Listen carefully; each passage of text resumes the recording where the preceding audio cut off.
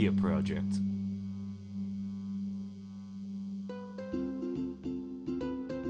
The Mental Suppository is venturing into new business opportunities. We now offer our very own vacation packages, presenting the Mental Vacation. Sick and tired of tropical vacations that don't live up to their expectations? Dear, I swear if that cabana boy touches you one more time, I'm gonna punch him right in the chode sack.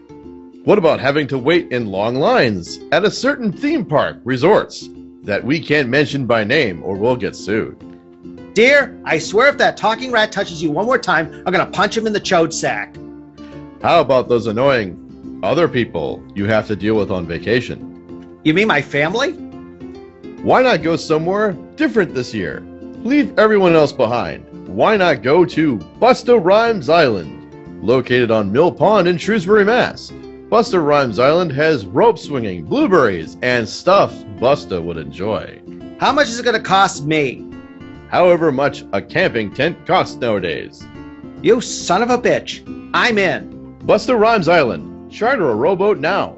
Busta Rhymes Island is in no way affiliated with Busta Rhymes, although it would be pretty badass if it was. Busta Rhymes Island is a real place. Look it up on Wikipedia or Google Earth. If you don't believe us, you jerk. Excuse me, do you mind if I join you?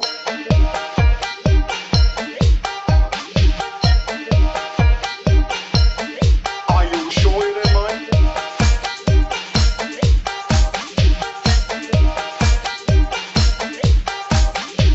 You're absolutely sure I won't be disturbing you?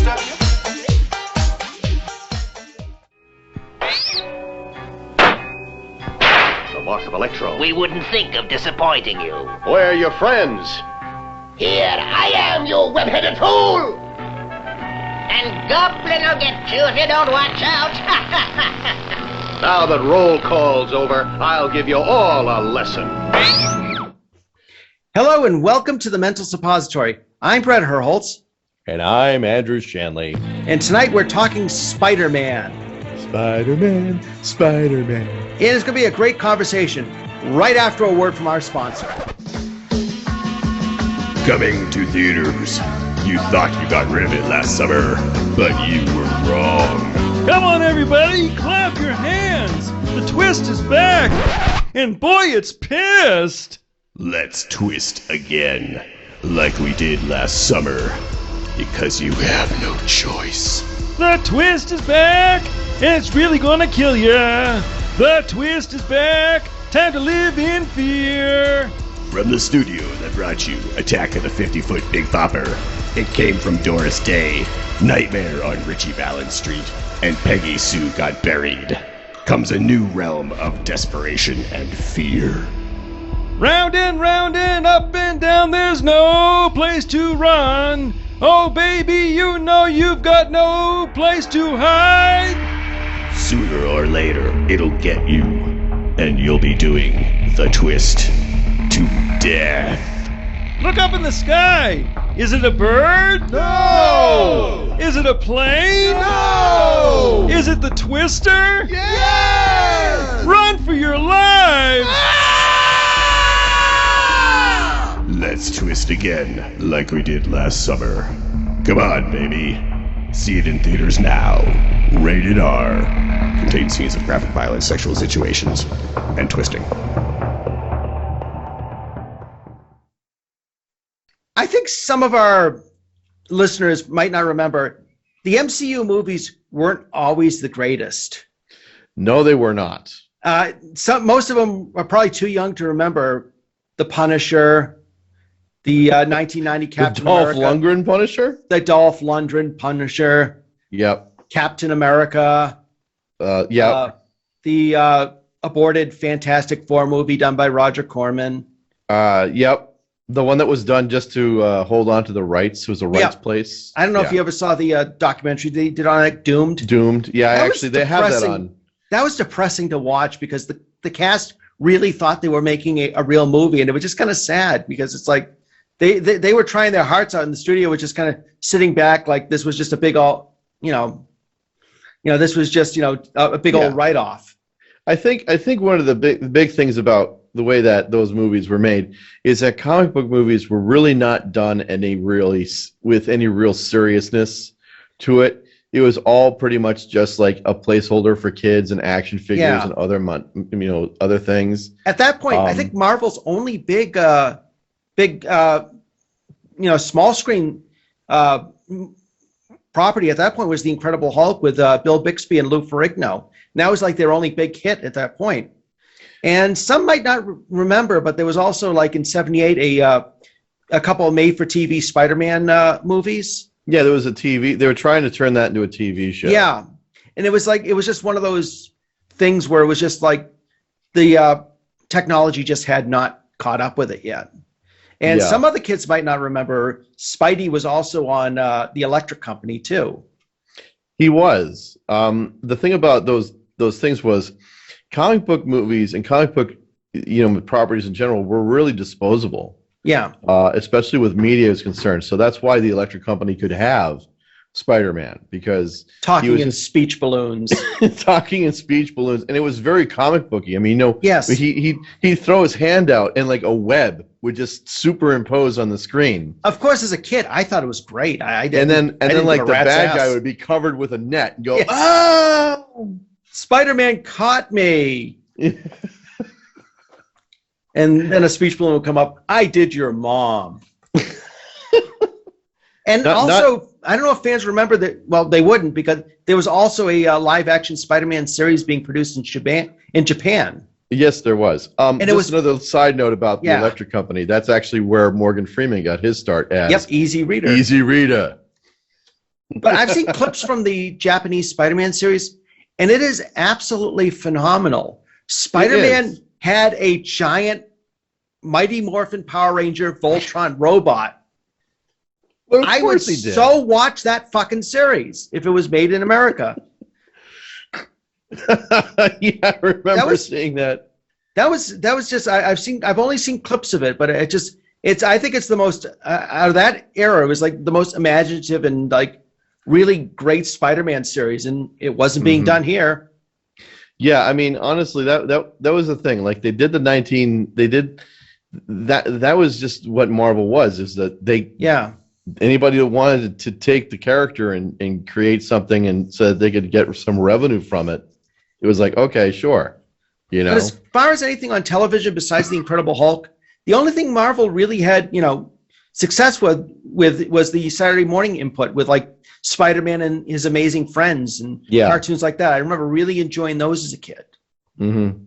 They had Spider-Man and His Amazing Friends, which had Iceman and Firestar. Oh, absolutely. That was a good show. I remember watching that as a kid. The DC characters were really popular. Those are the ones that, you had Batman, you had Wonder Woman, you had Superman. Those are the major three characters in DC, but Marvel really just didn't have a whole lot of.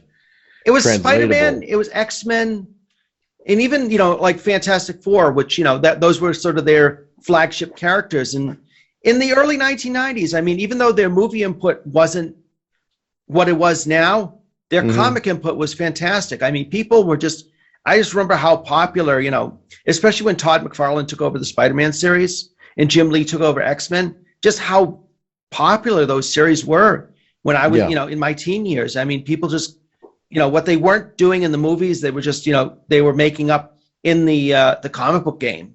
Well, the comic books and the cartoons especially, because there's the X-Men, the Uncanny X-Men that was another example of the animation that they were putting out there. And they could hit up on themes that they couldn't hit up in a live action TV show. Oh, absolutely, yeah. And it may have flown over the heads of kids at the time, but there were some deep episodes there. Oh, absolutely, and especially with Spider-Man, they did the exact same thing with Spider-Man as well. Yeah. When they had different shows. I think that what really kind of changed the game for Spider-Man, especially in like the last 20, 30 years, was when Sam Raimi got his hands on the project. And what happened there? Yeah, before that, I mean, the problem was it got bounced away. I mean, even Golan Globus, Canon Films, were going to be doing a version of Spider-Man. Thank God they didn't, because they wanted to do a horror movie. That would have been off. That, oh gosh. It probably would have been worse than Masters of the Universe. But what happened with Marvel is, I mean, it's like with everything with the comic book industry in the 90s, like the floor just dropped out. And what happened was Marvel ended up having to sell off a lot of their characters, which included like Ghost Rider, Fantastic Four, and most notably Spider-Man. So it's like flash forward to 2009, you know, it's like when Disney took them over, they didn't have those characters. The big characters. Yeah, the big characters. However, as you mentioned, for Spider-Man, I mean, finally in the 21st century, the technology finally caught up where they could do a Spider-Man movie and have it be relatively, true to life with the special effects, and have you believe him, swinging around the city. Well, not only that, but also like previous to that movie, the Spider-Man stories that they had always come up with never really dealt with the character as a teenager or as a person. They didn't. I mean, even the 78 one, it was like Spider-Man as an adult, whereas this one really sort of veered into him like late high school. Yeah, he was late high school, going into college. Yep. Trying to impress a girl. He was a nerdy guy. Yep. He personified what the characters were, and that's one of the things about superhero movies that I really like. Is not necessarily the superpowers, but the flaws that those people characterize. That was the thing about Marvel too. Is like even from from the beginning of the 1960s when they introduced characters like Spider-Man, the Fantastic Four, and the X-Men. All these characters had like real world problems. Yeah, and it translated really well in the Sam Raimi movies. And much like the Tim Burton Batman films, he had to sort of cut out a lot of continuity. So it's like sort of a pick and choose. So instead of like starting with like the Gwen Stacy stories, they kind of made Mary Jane the character that Peter's kind of mooning after. I think that the other thing that made the 2000 Spider-Man movie really good was they had the best director for it, which was Sam Raimi. Oh, absolutely. And if you look at Sam Raimi's movies previous to that, he was very comic book, especially like if you look at like the Evil Dead movies, Darkman especially, because like when you take a look at Darkman, that's I kind of look at that like a combination superhero monster movie. Well, actually, that came out of the fact that he didn't get the rights to The Shadow, he didn't get the rights to do Batman, so he kind of decided to create his own superhero, sort of inspired by the Universal monster movies. But yeah, it's very bathed in the sort of superhero lore as well as like the Universal movies. And his directing style suited the comic book genre so well. Oh gosh, yeah. And they didn't expect that movie to be a huge movie as big as it was. I had a feeling when I saw the ads, I had a feeling it was going to be good. Even back then, I'll be honest with you. James Cameron was supposed to direct. Oh God, James Cameron. He was supposed to do one before Sam Raimi did. Yeah, and again, I remember that. They weren't ready. They were like, "Oh yeah, it's just going to be like a quick little one." And I remember the names being thrown around. I remember it was people like Leonardo DiCaprio, Charlie Sheen as Spider-Man. I was like, Charlie Sheen as Spider-Man, really? I can't picture it. So when they picked Tobey Maguire, who was a guy about 5'7", very unassuming, I thought, that's who Peter Parker is. I mean, when you introduce him in the first comic, he's this unassuming, nerdy kid who loves science, loves his Aunt May and Uncle Ben, just a kid who's just trying to fit in, and everybody in his school are a bunch of assholes. Will go after this Flash Thompson. But I mean, and they kind of capture that really well in the movie in a more condensed sort of way, with the Tobey Maguire films. They had such a great cast of characters that first movie. You had Willem Dafoe, who's just scary as fuck. He just looking at his face is scary enough. Yeah, he plays that really sympathetic but also crazy maniacal villain all at the same time. I have this theory that Jim Carrey's turning into Kevin Bacon. Kevin Bacon's turning into Willem Dafoe. Willem Dafoe is turning into Klaus Kinski. So eventually they're all going to turn into Klaus Kinski. Yeah, pretty much. Willem Dafoe was a great villain in that film. And not only that, but also some of the side characters, especially J.K. Simmons as James. Oh, yes. Now he was fantastic. People might not know who he is, but if you've seen the We Are Farmers commercials, that's J. Jonah Jameson. That guy, he personifies that character so well. Oh yeah. And it was every single scene with all these different actors. Parker, I want pictures of Spider-Man. What the fuck's the matter with you, Parker? You're fired. You don't pay me. Oh wait, you're hired again. Great Caesar's ghost. Oh, that's not my line. I mean, seriously, he really just kind of lights up the screen with what he does. Oh, he does. You need kind of that sort of character. That's You really do. But the other thing too is like how they set up Uncle Ben and Aunt May in the first movie, especially like like they set it up so that like it was his fault. Yeah. But at the same time, like, very much like the original comic. It's just it hit all the notes perfectly. Oh, absolutely. It's one of those comic book movies that even today we can't forget Macho Man Randy Savage as Bonesaw. Oh, Bonesaw's ready. Yeah, I couldn't picture anybody better for that role. As maybe like Stone Cold Steve Austin or somebody like that. But you needed a authentic wrestler, and you had Bruce Campbell there, announcing. It's like, who you called? Oh man, that name sucks. Spider-Man. Wait, that's not my name. Too late. Bruce Campbell is always in every one of Sam Raimi's movies. Oh gosh, he was like a fake Shemp in a few of the movies. So and maybe we should describe what a fake Shemp is. Yeah, you go ahead and tell him. Well, a fake Shemp started with the Three Stooges film when Shemp Howard had died, during production of some of the shorts. So they utilized old unused clips of him, and they had somebody else come in, sort of shot from the back, in scenes as Shemp, which in the Raimis referred to as a fake Shemp. And there you have it, people. That's your history lesson. There you go. Yeah. But there's two elements to a Sam Raimi movie: Bruce Campbell. Yes. And that old Pontiac beige. Yes. I don't even know what the heck is that model of car. It's like I don't know, but it's just it's like glorious 1970s. Hold on a second. I mean that car is just like not late 70s, early 80s personified.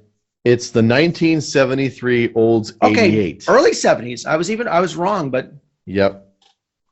I suppose Bruce. I think I read somewhere Bruce Campbell hated that car, and it's one of those things he felt like Sam Raimi just has like a warehouse full of those cars somewhere. Yeah, I don't know. I'm sure he's got a few probably like lined up just in case he has to blow one up or something like that. But that's Sam Raimi for you. I feel like the Sam Raimi, the first two Sam Raimi Spider-Man films have like the same sort of spirit that the first two Tim Burton Batman films did. I think that. In my view, okay, after when they did like Spider-Man, and it just became this huge, phenomenal Goliath of comic bookdom. Oh, absolutely. That I think really set the tone for the need to make more comic book movies, especially on that level. And so when he did the second one, the studio was like, "Whatever, do it, whatever you want." And so when they did the second movie, Sam Raimi was able to just like multiply all the things. So you have Doc Ock, which is one of my favorite Spider-Man villains. Yeah, let me see. Who was the other bad guy in that movie? I don't think. Did they have another bad guy, or was he like the key bad guy in that movie? Because I know he was the key bad guy in that. Because I feel like it was like the third one where they started like throwing every bad guy imaginable. Well, they started going into in the third movie, they really started going into like the Batman Forever and the Batman. Oh God, yeah, I agree. Because then they have like all the different bad guys. Everybody always like, shits on the sequel, but honestly, it's the threequel that's always like the telling tale if the franchise can make it. And the third movie sometimes just never stacks up. The other thing too is that they had the continuation of the storyline left behind in the first movie. Yeah. With James Franco also as sort of like a good guy, bad guy kind of thing. Right. Much like the comic books. Trying to avenge his father's death. Right. But at the same time not realizing that his father was Green Goblin. Yes. And I thought that was brilliant. And so it makes you want more. There's so much layering in that movie. Oh yeah, there really is. You had and it was just such a well-written movie. And another connection between the Tim Burton Batman and the Sam Raimi Spider-Man, Danny Elfman. Yep, Danny Elfman was the principal music on both those films. Yep. And His thumbprint is just everywhere. When you it listen really to music. is. It was really a combination of good direction, Yep. great cast, great music, great visual effects, and great story time. Just storytelling. I agree. I couldn't agree more. And I just think that was what really kind of made everything really kind of build up into what it was. That made things huge in that whole thing. And of course, because Sony was the one that owned Spider-Man, right? They were the ones who said, okay, well, we need to have. They just decided to dump everything they wanted to do in the third film, and so they said, well, we need more bad guys. And the third movie never bodes well. No, it doesn't. So in the third movie, you have James Franco back again as Harry Osborn, but he's now New Goblin. Yep. You had Topher Grace as Eddie Brock Jr. as Venom. Well, it was Eddie, yeah. And I have to kind of defend their choice of Eddie Brock, because think about, if you're going to have like an evil version of Spider-Man that everybody thinks Spider-Man's doing something bad, you kind of want somebody who is, like a similar body type to Tobey Maguire. But for the fans of the original, Todd McFarlane character of Venom in the original Spider-Man, you kind of want Venom big and bulky. So I can understand why that didn't work. I can understand why it didn't work ultimately. And then they had Thomas Hayden Church as Sandman. So it's like too many cooks, Too many villains. Yep, too many villains. It became the Batman and Robin problem. Exactly. It was just like, Batman, like you said, Batman Forever, Batman and Robin. It's like the third Batman movie, you're throwing in Riddler, you're throwing in Two-Face. Batman and Robin, you're throwing in Poison Ivy, you're throwing in Bane, you're throwing in Mr. Freeze, and you're throwing in bad writing. So, Well, not only that, but you also had Gwen Stacy. Yep. You had, Mary Parker was in this movie as well, obviously. Yeah. J.K. Simmons doing Jane Jones. It just became so convoluted with cast. Yeah. So many cast people were in this. And the problem is that there wasn't enough room for everybody to breathe. I agree. The second movie, and I want to kind of touch on this, is that it was a perfect continuation from the first film, because there's this constant, I want to be with her, but I can't be. I want to be with her, but I can't be.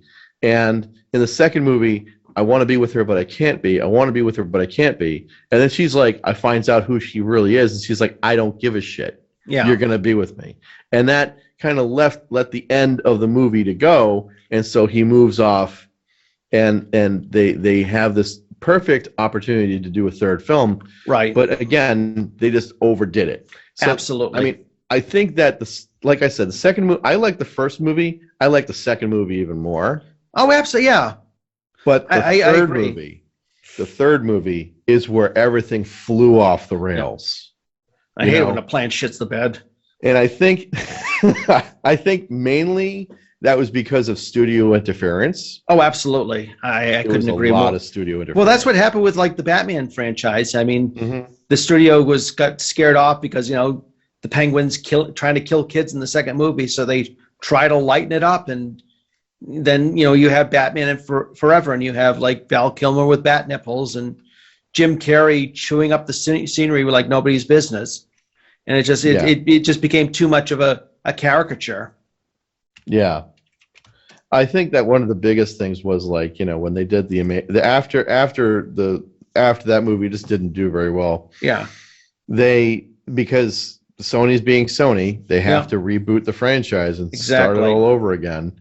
They did Amazing Spider-Man with Andrew Garfield. I liked Andrew Garfield as Spider-Man. I just didn't like the whole idea of him being emo Spider-Man. I think they looked too close to the Dark Knight trilogy, and they tried to make Spider-Man dark, and it just didn't have the right feel for the character. They tried to become Batman Begins. Exactly.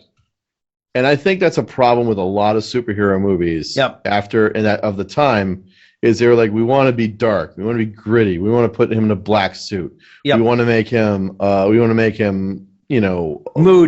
moody and broody and everything else like that. Like he's a tortured soul. See what they did with the Fantastic Four. I mean, actually, the original two Fantastic Four movies with Captain America weren't awful, but I mean, they weren't perfect. one when they rebooted it, it just like again trying to make it too dark. Yeah. And I think that with Andrew Garfield, now Andrew Garfield's a good actor. He is. He's been in good films. Yep. But the way that they wrote this was just it was a plot that was so convoluted. It was just it didn't make any sense. Exactly. At all. The motivation of the bad guy did not make any sense. And it was really, really forgettable. Yeah. You know. It was funny. I was talking with Sydney about that, my wife, and you know, she didn't remember watching the film. I was like, oh yeah, we did. She goes, I don't remember anything about it. And to be honest with you, I don't either. I remember I liked Andrew Garfield. I liked Rhys Evans as the lizard. I liked Dennis Leary as Captain Stacy. Mm-hmm. The actress who played Gwen Stacy, I'm blanking on her name right now. Emma Stone. Thank you. I liked her, but I just found like you said, the plot to be so forgettable, and that's a shame because it was a really good cast. And I agree. I think they made it too dark. And you know that's and Peter Parker is this moody emo skater. It's like, come on. Yeah, I know they really kind of missed the mark on that. And when they did, obviously because Sony is Sony, they're going to make another one. Yep. When they made Amazing Spider-Man 2, I never saw the sequel though. I remember parts of it only because of how bad it was. I mean, hold on a second. Again, I mean, Jamie Foxx is Electro. I mean, the cast, decent cast. Just you had Jamie Foxx as Max Dillon Electro. Yep. You had Dane DeHaan as Harry Osborn, Green Goblin. Yep. They did it differently. Yeah, I remember reading about that. It's like, oh, why are you doing that? You're trying to change the direction. It's just not going to work. Paul Giamatti as Rhino. They had. Oh, I've seen the clips for that. It's like, Yeah, and like here's the thing, okay? And spoiler alert, like they hold this whole huge thing that they start out and they have they're about to go into this big huge fight between him and Rhino and this big huge robot machine or whatever, and then it cuts to credits. It was like, what? And there was just so much stuff about the motivation between Jamie Foxx's Electro, who was upset with Spider-Man for not recognizing him or not being a friend of his or whatever. Oh, okay. Because apparently it made no sense. It really didn't make a lot of sense. That's too bad. They did Andrew Garfield wrong. Yeah, I mean, like I said, I don't have any problem with Andrew Garfield. I think he's a good actor. But the problem with the amazing Spider-Man movies, the two that Sony made, and again, they were also going downhill as well. They weren't doing very well. They weren't thematically making. First of all, they weren't making as much box office as they wanted. Right. And it was kind of doing damage to the character. And of course, Marvel at this point, this is like when this movie came out in like Amazing Spider-Man 2 came out in 2014. Yep. You've got Marvel, who's like shooting upwards with the Avengers. They're like a $1 billion movie. Which was kind of amazing because they were making $1 million movies with characters that weren't top tier Marvel characters, but they were working with what they got. Iron Man, was a known character with Marvel Comics, but he wasn't like he wasn't a Spider-Man or Fantastic Four or X-Men. But they made it work with what they had. I mean, Captain America. They did with Captain America what they really should have done with the Superman movies, and they made it work. Well, and so that was kind of the amazing part. Guardians of the Galaxy. These were all like really like stellar dwelling characters, and it was a hit movie. These movies were like literally the Marvel movies from Disney were literally hitting $1 billion box office. Oh, absolutely. That's what surprised every me. Single time. Again, not top tier. They weren't the original top tier characters. When you say like, if Marvel hadn't sold the X-Men and Spider-Man and characters like that, Disney would have been like raking in the gold with those characters. But still, at the time, the ends justified the means because Marvel was going to go bankrupt, by the late 1990s. I mean, oh yeah, it was like at the point where there may not have been a Marvel Comics if they didn't sell these characters to 20th Century Fox or Sony. Yeah, it was definitely a move out of desperation. Exactly. I think it was like one of those things that helped them in the short term, but in the long term, it ended up kind of sort of shooting him in the foot, but not really, because you look at, how much money the Marvel movies made. And ultimately they ended, Disney being the multi-million-dollar corporation that they are, ended up buying 20th Century Fox. So now they probably own the X-Men again. So Yeah. But one of the things about this movie is that it really didn't do as well as they wanted it to. nope, absolutely And not. Sony was kind of in a position where they were kind of desperate for something better. And so they struck a deal with Disney to allow Spider-Man to come into a Marvel movie, because Marvel was the big dogs at this point. And I remember that, when that happened, and when I saw the clip of Spider-Man and like Captain America Civil War, it's like, of course my head blew up, because it's like, I mean, that just having Spider-Man in the movie, it was like, this is what Marvel, it's like Spider-Man. It was probably the best 10 minutes of the movie. I love that movie. It's a great film. Yep. But they introduced a lot of people in that character, but the Spider-Man stuff, that was what was brilliant about it. And Tom Holland, I was like, finally, it's like, even though he was probably like he was like 19, 20 at the time he was doing it, he looked closest to the way Spider-Man was in the comic books. See, Spider-Man, when he starts out, is like a 14, 15-year-old kid. Geeky, awkward teenager. Yep. And it's just like he sounds like, and for once, Spider-Man sounds like a kid from, I think he's supposed to be from Queens or some. Yeah. And I thought it was really creative how they kind of incorporated and introduced him. And let's just put it out right now. Marissa Tomei might be the hottest Aunt May on record. Clearly. Which is even funnier, having scenes with her and Robert Downey Jr., since the two of them actually starred in the movie Chaplin together back in the 1990s. So just seeing them together, and and Robert Downey Jr. saying, well, what about Aunt Hottie over there?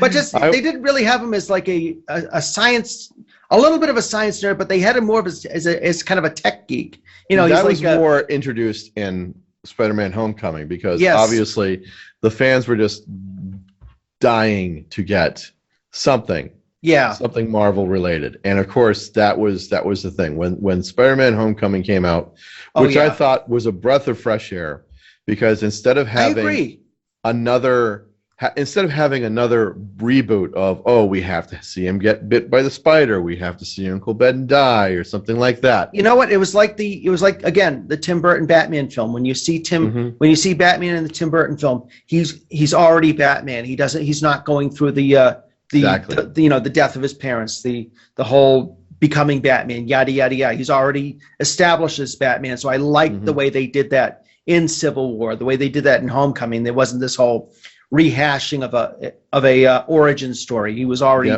kind of acting, even in Civil War, he was already kind of saving people in kind of a homemade costume, and I like that. Not only that, you also had a good cast with that too. You had you had for crying out loud, Zendaya. No, Zendaya was great too. Oh yeah, she was. I'm talking about. I think she was kind of the breakout of that movie. Hold on. Gotta find out the cast. Spider. Homecoming. There we go. You had Michael Keaton as the villain. Michael Keaton, that was the one. As Vulture. Yep.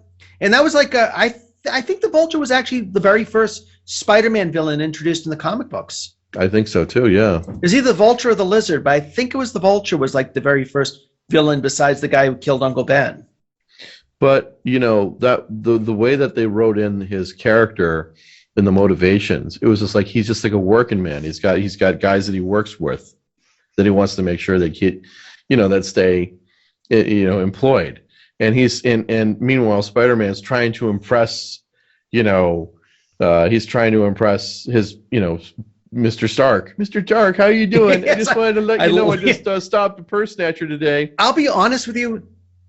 I didn't know Tom Holland was British. He has such a great New York accent. Oh yeah. I think he's probably one. The fun thing about him is that his accent is, I would say he's as good as Bob Hoskins was as I agree with you. And I know when Zendaya was cast in the role, I heard some people kind of grousing. It's like, well, I guess Mary Jane won't be redhead. And I'm just like, shut up. I think what she brought to the character was something fresh and new. Yes. I liked that. Yeah. And I kind of liked her a little bit of snarkiness, Yeah. You're kind of giving it to Peter Parker and his friend Ned. You're both a couple of dorks. And like, what?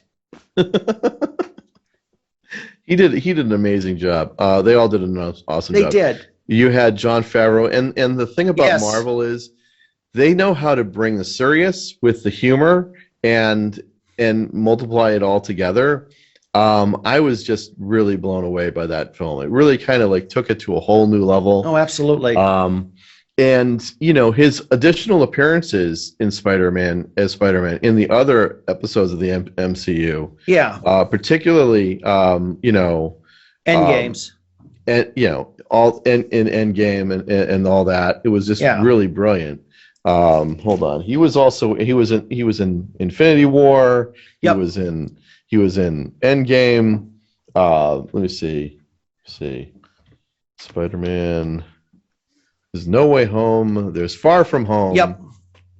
Okay. And then the recent one.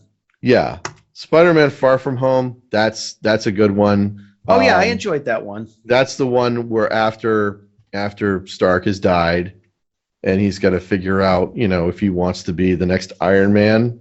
So he's kind of like inherited all this responsibility and everything else like that. They also did something also very clever with that series with the character of Flash Thompson, whereas in the comic books he was kind of the jock, the jock bully asshole. Whereas this one he's just kind of like the asshole rich kid, the snooty asshole rich kid who sort of looks down on Peter Parker. So I kind of like that they sort of took that direction with the character. And there was a scene in Spider-Man 2 where he took like the Tony Stark glasses from Peter and he starts to look through them, and Peter accidentally hits him.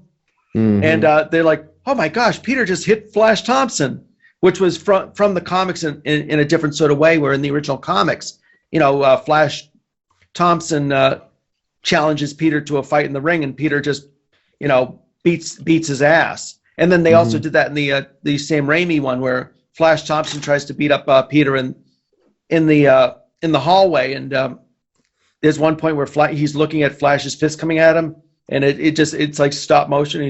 It just kind of stops in time. And he's like, oh, and then he grabs it and beats Flash up. So they kind of took the same idea with in Far From Home, where Peter hits Flash Thompson like in the comics. Yeah, I kind of like that twist where Flash isn't like the traditional jock bully. He's like the snooty rich kid now. Yeah. Now, of course, that leads us up to this latest Spider-Man movie, Spider-Man No Way Home. Which at this point, it's like I don't hate the Marvel movies, but I felt kind of a little bit of a burnout with all the superhero movies. Yeah, but this one I did feel a little bit excited because of the whole multiverse thing. The thing, that's one of the really amazing parts about this particular version of Spider-Man. Yeah. Is that what Marvel did? It feels like it was all planned. Oh yeah, absolutely. Extent. When you see this movie, if you followed the Spider-Man movies at all, you actually, with Doctor Strange and because everybody apparently and they teased about this in the last one with Mysterio supposedly being from another dimension, and they mentioned the whole thing of multiverse, but you find out that he's just scamming Peter. Yeah. In this one. Yeah. They find out. Yeah. Yeah. In this one, basically, everybody knows who Spider-Man is. Yep. And everybody's like making his life hell. And so he goes to Doctor Strange. That was the other thing, the reintroduction of J. Jonah Jameson as sort of this very, almost like one of those internet. Alex Jones. They turned J. Jonah Jameson into Alex Jones, which is exactly what he is. Exactly, and I thought that was a great twist because it's like, who reads a newspaper anymore? So just to make him like this, internet huckster who's just he's in the basement somewhere in front of a green screen or some kind of crazy set, like talking to a microphone. I know who Spider-Man is. With snacks in front of him and oh, wait a minute. So the fact they brought again. Simmons back as J. Jonah Jameson was a nice bit of fan service. You know, Oh, it was great. to know people were fans of the Tobey Maguire movies, just to sort of bring him back in this sort of with this sort of character and sort of a different iteration of the character. And But they wait, connected there's everybody more. so well. And, you know, the thing about the multiverse is, and this is the one thing that a lot of non-comic book fans don't get, is that there are other versions of characters that can Right. exist. Like, for example, Robert Pattinson's version of Batman can exist alongside of the Nolan Batman verse, alongside, you know, the Keaton verse and all these other different verses. And that's the brilliant thing about it is that it's just a different flavor. I think it's a good thing because it says, you know, if you like this version of Batman, it's still relevant. It still means something. We haven't pushed that aside. Actually, the Flash series, Crisis on Infinite Earths crossover, did something like that before the whole thing, where they actually had Robert Wool as Alexander Knox in a scene where they had like Earth 89, where he's looking up at the sky and says, "I hope you see this big guy." And they even had Burt Ward in a scene as a much older Robin the Boy Wonder, saying, Earth 66. Holy clouds of death, or something. He said something like that. Yeah, I remember seeing that. That was brilliant. It was. And that's the thing that the DC verse does very well. Yeah. At least the television part of the DC verse does very well. I mean, Greg Berlanti understands the fans the way Zack Snyder just does not. I mean, Spider-Man No Way Home is a good way to conclude this version of the Spider-Verse. I would love to see Tom Holland come back and do more Spider-Man movies. Oh, absolutely. And but obviously, but for anybody who hasn't seen the movies yet, and if you haven't, what's wrong with you? But you know, there's going to be massive spoilers we're talking about, and again, I think, totally massive spoilers. And again, if you haven't seen the movie yet and you're pissed off we're spoiling it for you,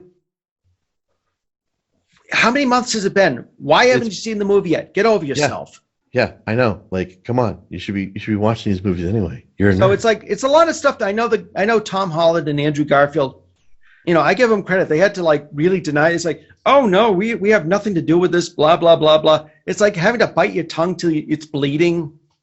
I remember just like, it was just so brilliant how just to see, it was like weird seeing like these three characters like Tobey Maguire, Andrew Garfield, and Tom Holland together in a scene as Spider-Man.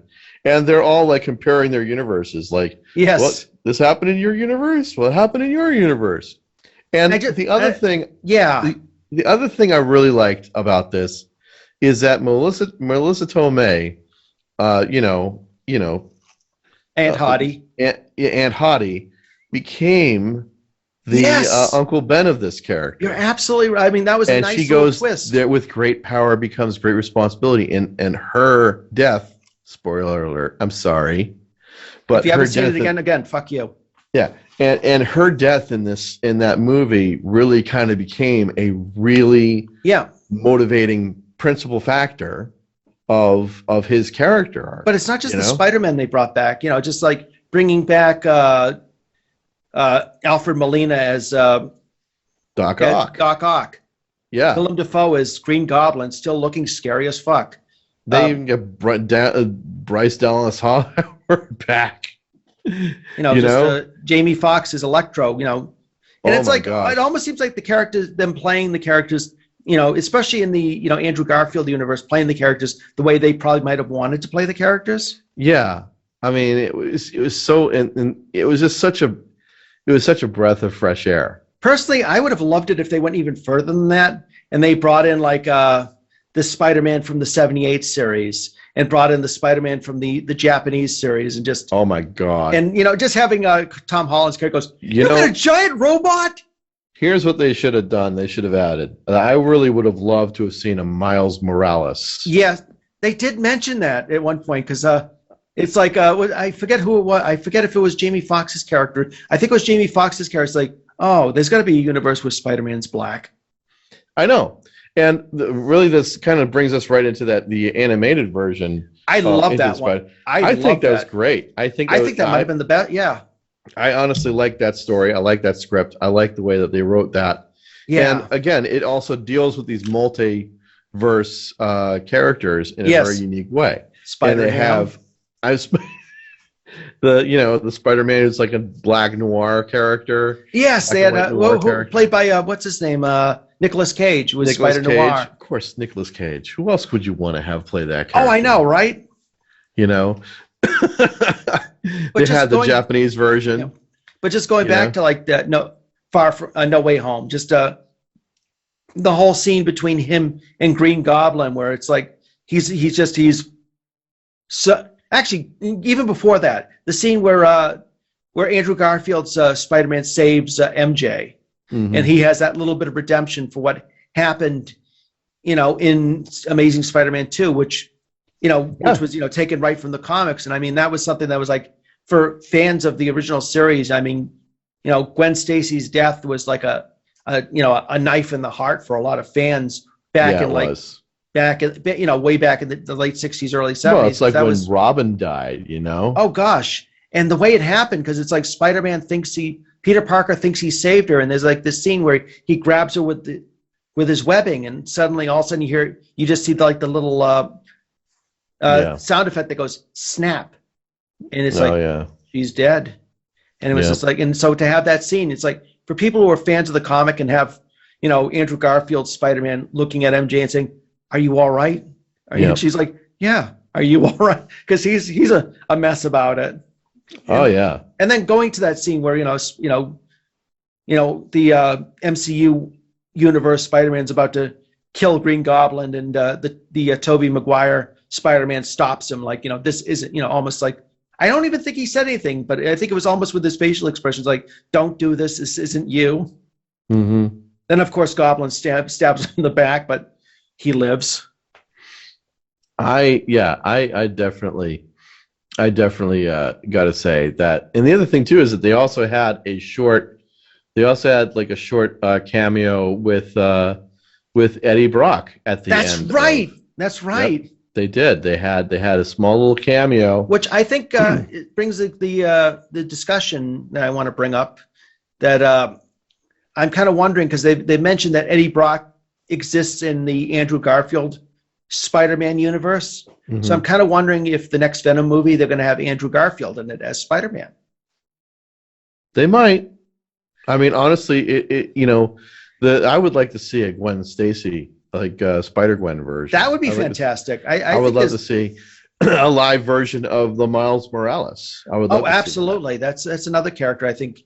I know that they did. I think they're either in the process of making a sequel to Into the Spider-Verse, which is the one that has Miles Morales. I think that's going to be due out soon. But yeah, I would love to see a live action version of that character. Sort of in the same way you'd love to see a live action version of Terry McGinnis from Batman Beyond. Yeah, I it's think like so too. Those, it's a great character. It sort of adds to like the whole great menagerie of Spider-Man characters. And not only that, but also the thing about Spider-Man No Way Home, it's the movie that broke the pandemic craziness from what was going on in movies, because for a long time people were like, "Oh, blockbusters are dead." And this movie, when it was released, it was at the end of the pandemic. It was like last year, 2021, December. Everybody was like, all these other movies like Wonder Woman 84 bombed, all these major, huge Hollywood movies that they spent $200 million on bombed. This movie was another one of those $200 million price tag attached to it. It made almost $2 billion. Worldwide. Not surprised. I mean, it hit the right time. Well, not only that, but it's a good movie. It is a great movie. I mean, they hit all the sweet spots. Mm-hmm. And I think that's part of the thing that a lot of movies need to do nowadays is they need to check the fun box hard. They have to stop thinking about what character or what group or anything else. Just make a movie that's fun.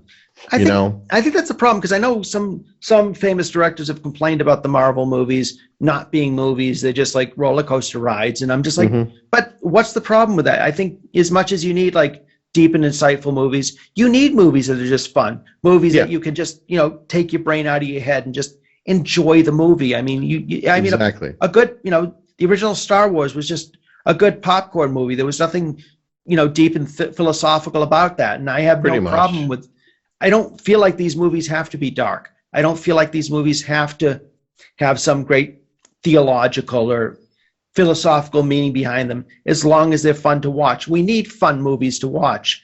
I mean, during 2020, at the height of the pandemic, Bill and Ted's Face the Music came out, and it was the dumbest movie I ever saw, but I needed that movie at that time.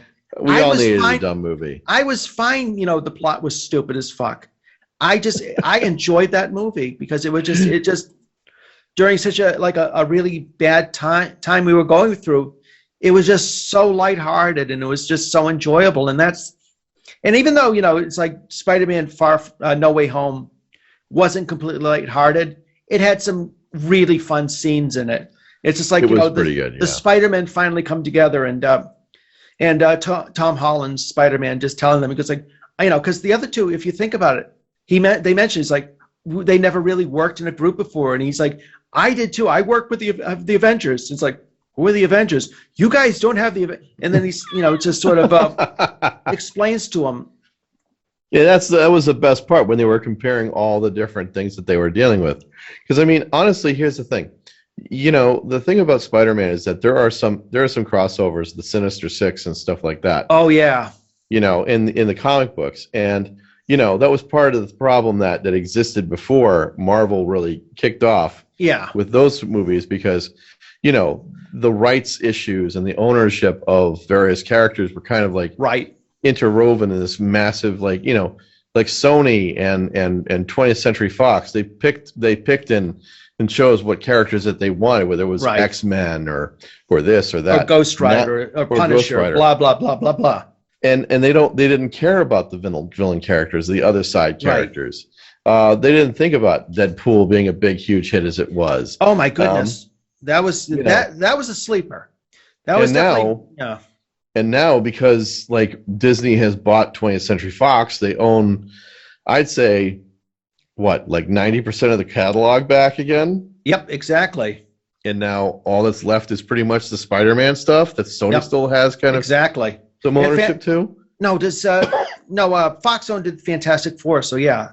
I couldn't remember which one owned Fantastic Four, but you're right. So I mean, like, honestly, like, it's almost like it's coming, but Sony's just like holding on to their share because they need more. It's kind of a symbiotic relationship, which is really weird. Yeah. If you think about it. It is. It's definitely one of those. It'll be interesting to see what they do next. But we did leave out one character who's kind of become the sort of Tony Stark in a way. Benedict Cumberbatch is Doctor Strange. Oh yes. Which I like Benedict Cumberbatch. I've liked him since Sherlock, and he's done. He's just, again, it's funny because listening to him doing an American accent, he kind of sounds like Hugh Laurie in House. You know what? You're right. I'm the only one who can save you, douchebag. But I thought he was great in this movie because he's not as he isn't as patient with Peter as Tony Stark was. It's just like with these kids, he's like, just go Scooby-Doo some shit. He's like, you stop calling me Doctor Strange. Just call me Steven. Okay, Steven. No, don't do that anymore. I don't like it. Like, literally, he just goes from one extreme to another. Exactly. And I mean, that. So just Benedict Cumberbatch's character does make me look forward to the Doctor Strange movie coming out, which is going to be directed by Sam Raimi. So that should be also. And I think I heard a rumor. I don't know if it was just an April Fool's thing that Bruce Campbell's going to be playing a parallel universe version of Doctor Strange. That would be hilarious. I don't know if it was just like something Bruce Campbell does this every year. He has this like annual April Fool's joke. Most of the years he's saying he's going to be the new Doctor in Doctor Who or an American version of Doctor Who. It's like, well, I could see that, but he had a picture of himself in a chair with like the gray streaks in his hair as Doctor Strange. Unless it's he's actually going to be Mr. Fantastic, but that's a whole different other story. But I would love to see him in an MCU film. I think he would be great. I know he's got a bit part in it. I just don't know what it's going to be. But it seems like whenever it's Sam Raimi, it's all, you know, you got to imagine Bruce Campbell's going to be in it in some form. Of course, and you're going to have the 88 olds. So there you go. Oh hell yeah!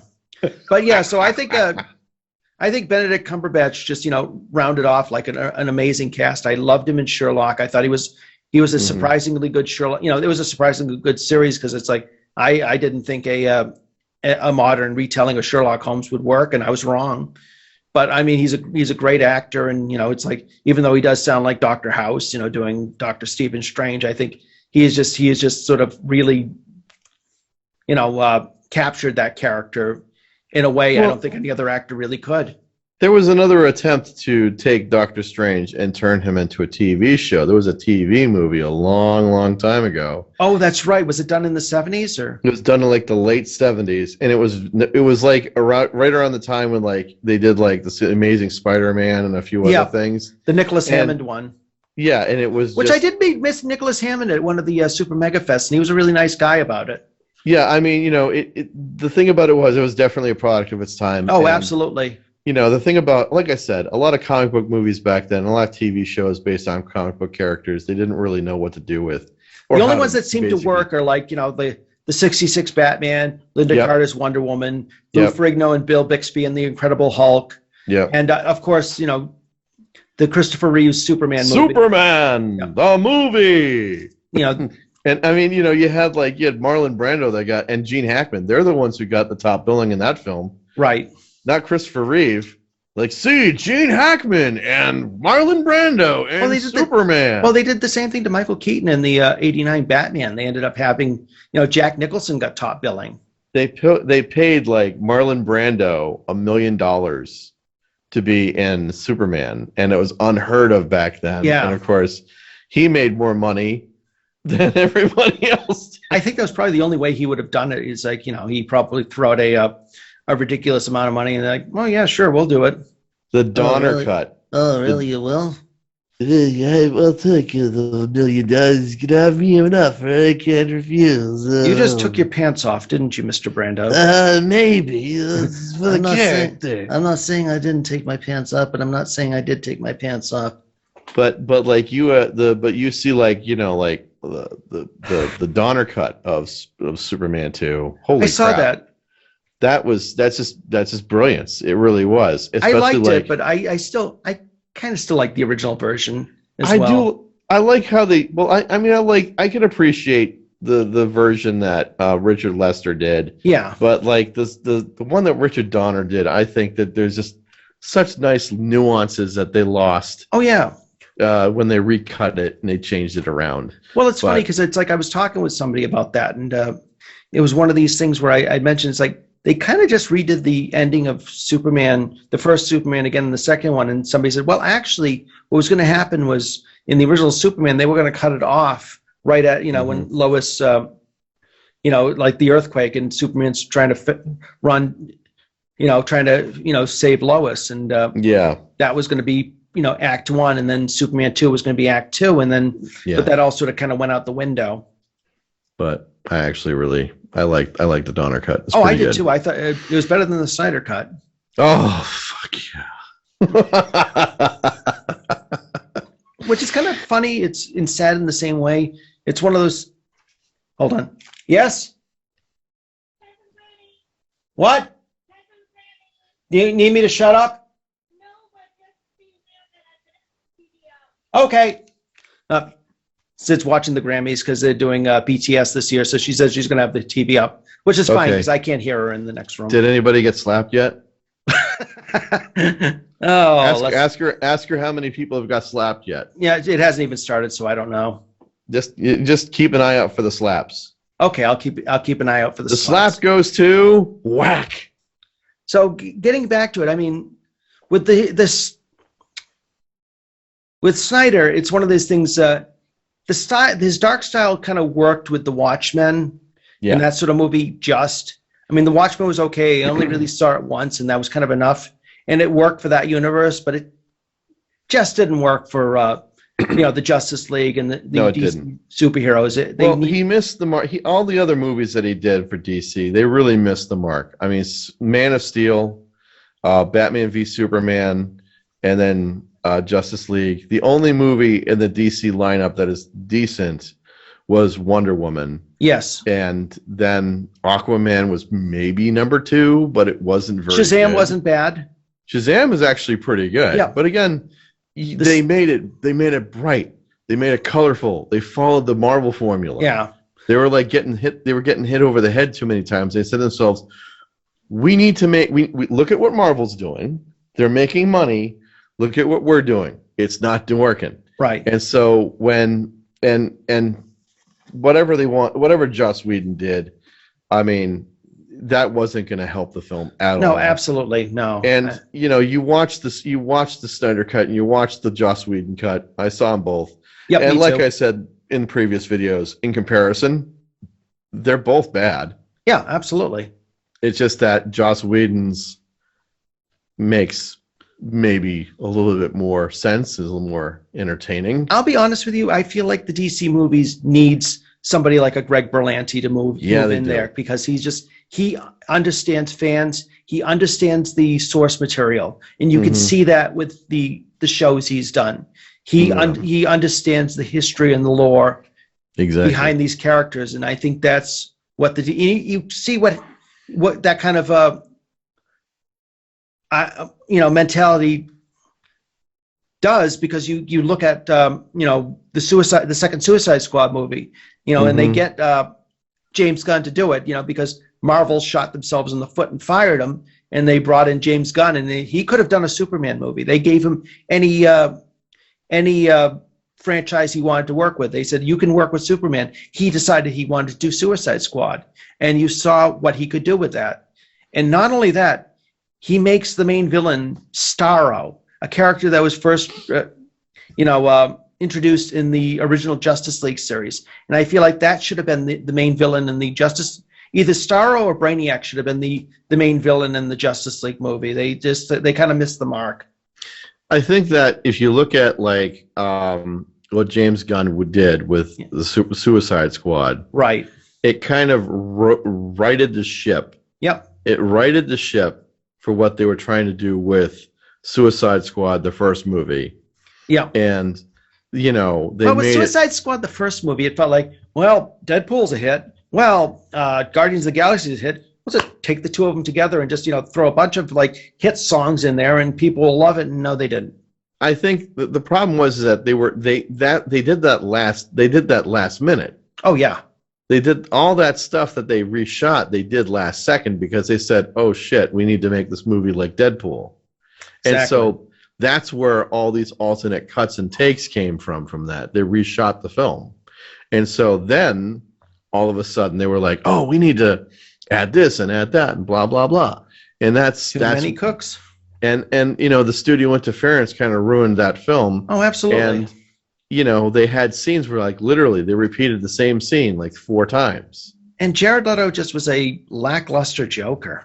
No, he was not very good. Yeah, I mean, Margot Robbie was a really great Harley Quinn, and she was one of the great, She great was characters. one of the only good things in that first film. Oh, absolutely, and it was kind of good they brought her back for Birds of Prey, and then for the second Suicide Squad movie, because she was like one of the. Yeah.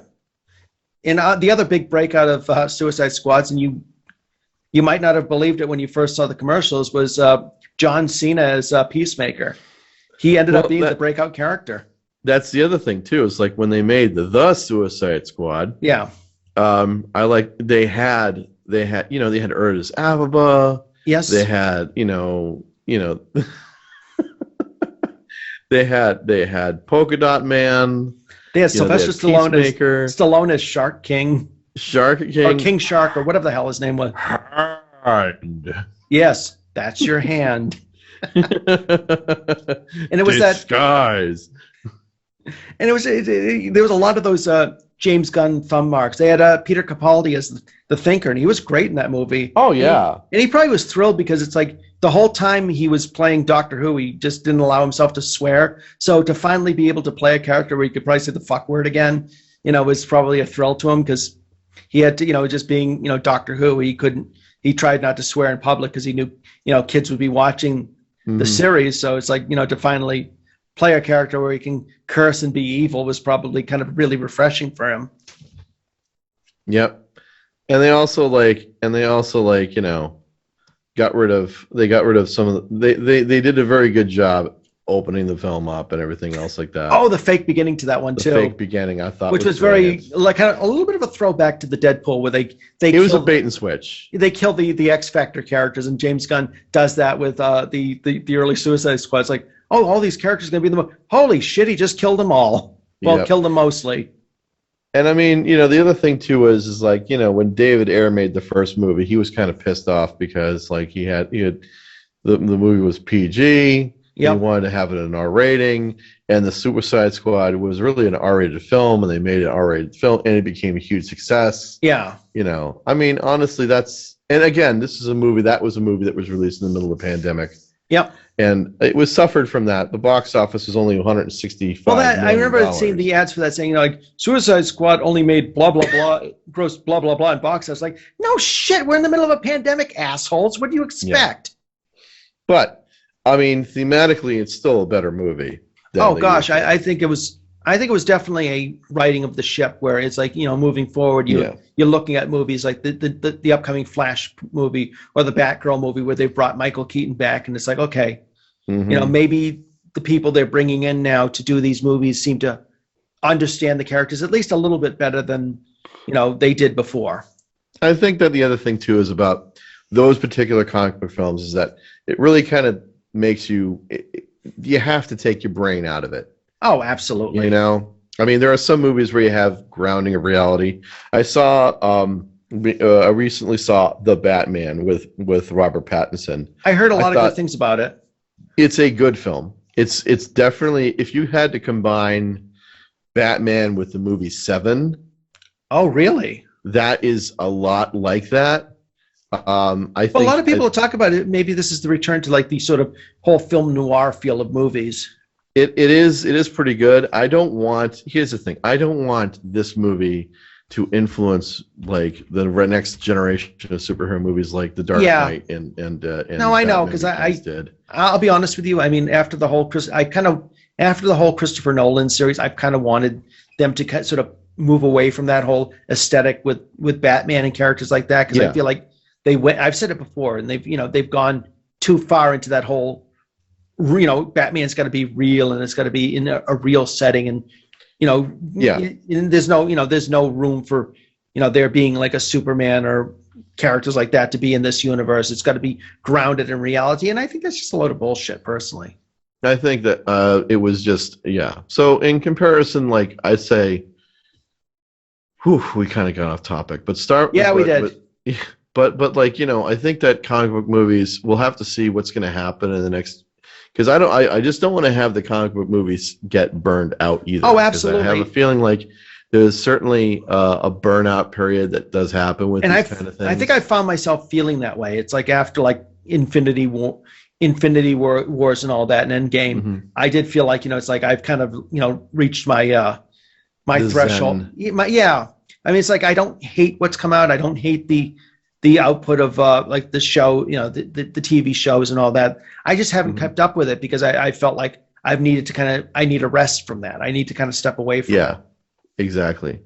I mean, we'll see what happens in the next generation of films, but I'm looking forward to seeing what they could do.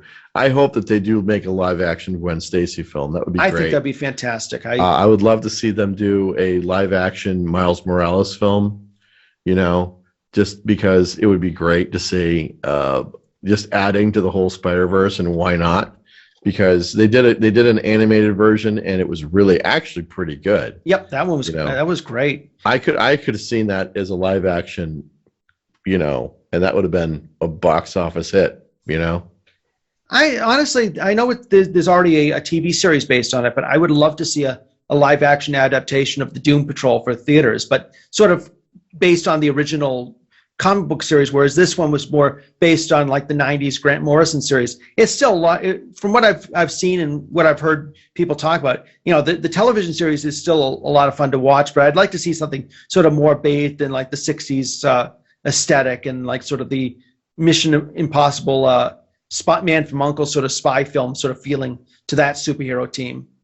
Mm-hmm. Yeah.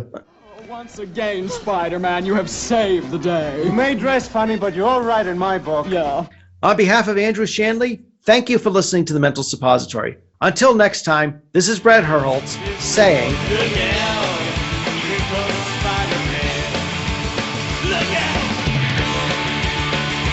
The Mental Suppository has been produced by Brett Herholtz and Jamie Billings and distributed by M Media Project. Theme music generously donated by Mr. B, the Gentleman Rhymer. Visit his webpage at gentlemanrhymer.com. We would love to hear from our fans.